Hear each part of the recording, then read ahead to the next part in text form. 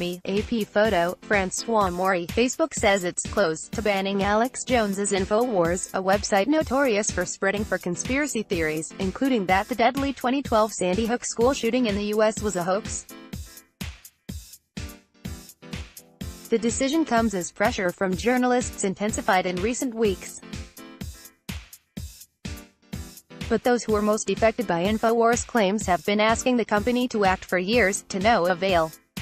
Last week, the parents of one Sandy Hook victim were pushed to write a scathing open letter to Facebook CEO Mark Zuckerberg, published by The Guardian, to show him the real impact of Facebook's policy of allowing fake news on the platform. "We are unable to properly grieve for our baby or move on with our lives because you, arguably the most powerful man on the planet, have deemed that the attacks on us are immaterial, that providing assistance in removing threats is too cumbersome, and that our lives are less important than providing a safe haven for hate."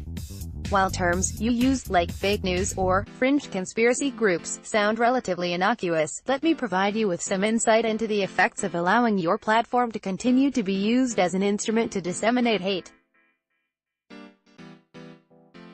We have endured online, telephone, and in-person harassment, abuse, and death threats. In fact, one of the abusers was sentenced to jail for credible death threats that she admitted in court she had uttered because she believed in online content created by these fringe groups. In order to protect ourselves and our surviving children, we have had to relocate numerous times. These groups use social media, including Facebook, to hunt us, posting our home address and videos of our house online. We are currently living in hiding. Facebook bans hate speech on its platforms, but allows misinformation.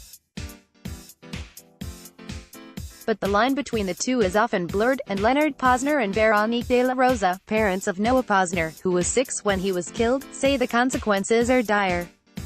For years, Sandy Hook parents have tried to get Facebook to act on the problem, but this, they say, has fallen on deaf ears. Others affected by Facebook's confusing policies and lackluster enforcement have had to turn to writing open letters to Zuckerberg, too. In recent months, activists from Myanmar, Sri Lanka, and Vietnam have asked the CEO to address the problem of harmful content on Facebook's platform, which in some of those countries has led to real-world violence. Advocates in Sri Lanka, who have worked with Facebook in the past, wrote in April, "We remain deeply frustrated when reporting Facebook posts and pages perpetuating everything from gender-based violence and violence against the LGBTIQ community to hate speech, with little to no support from your platform."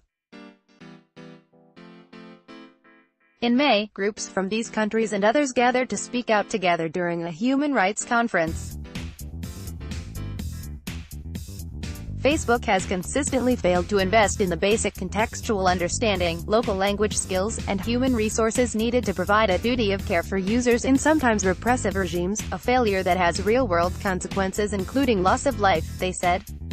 While behind the scenes, please don't seem to work sufficiently. Public pressure on the company helps create change.